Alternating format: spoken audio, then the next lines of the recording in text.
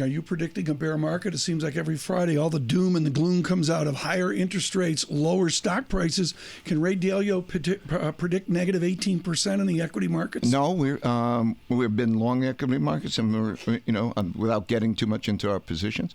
Why not? Let's get into those positions. I can tell you because we don't get into our positions. That's the why not. But anyway, I'm saying no. The answer to your question. I mean, eventually it comes along, but we're in a different environment now. Here's the difference. Okay. And then David, jump in here. From 2008 until 2017, we were in a certain type of environment. And that environment, it was one in which there was the pushing of interest rates down to the point of creating negative interest rates, and with a positive carry by doing quantitative easing to push money into the system. 2017 is the transition of an ending of all of that all around the world. And we are entering a new era in which there is going to be, and there is, the raising of interest rates and the reducing of quantitative easing. That action that they took in that produced significantly bad real interest rates. I mean, the real interest rates today, 10-year on the 10-year real interest rates are about 0.5%. Yeah, next to nothing. Next to nothing. And the break-even inflation rate for 10 years is about 1.8%. So those numbers are very low because of, let's call it, repression in order to get the economy to do that.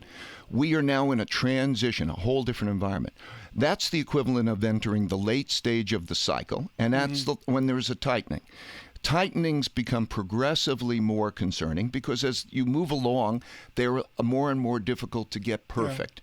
So as we're progressing, we are entering a period of greater risk and the nature of the market. So when you look at the bond market right now, there is risk in the bond market. There looks to me as a significant amount of risk in the bond market. So now let's go to the policies that are behind it. Well, let's bring in David. Go to the policies. The good news is Ray Dalio is not on the short list at the Fed. Well, on that note, central bank squarely in focus here. We just heard from the ECB. We're waiting to hear who the president's going to pick to lead the Fed. Let me ask you a two-part question. How much does personality matter at the Federal Reserve? I look at John Taylor and think maybe he's a Ray Dalio kind of guy. He's got rules or principles of his own that he's held throughout his career. And on that note, what would you say to the next chair of the Fed to what he or she needs to focus on when it comes to the health of the U.S. economy? Ooh, bunch of questions in there. So personality, again, I think the real question is principles. If you were to write them down and articulate them and then discuss them through history over a period of time, I think that's a good thing.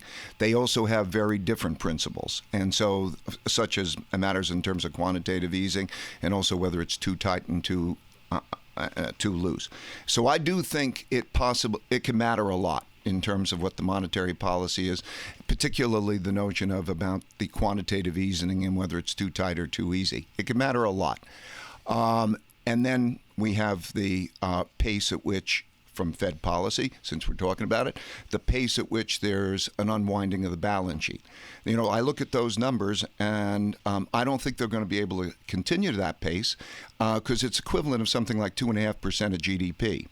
And if you have that happening at the same time as there's increased budget deficits, we could have a budget deficit increase of another 1.5% of GDP. That's a big number in the supply-demand of bonds. I mean, think about that. Okay, there's going to be that amount of effective selling of credit by the Federal Reserve. Are you big predicting number. that with the tax reform proposed, as Douglas Holtz-Eakin talks about, we're going out to 5, 6, or 7% of deficit to GDP?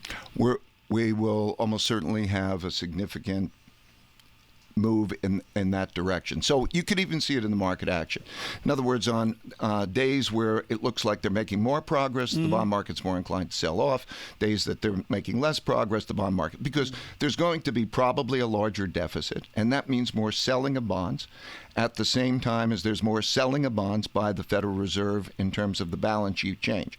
Now, I think they'll be cautious in this, but when you're in this part of the cycle, it's very delicate.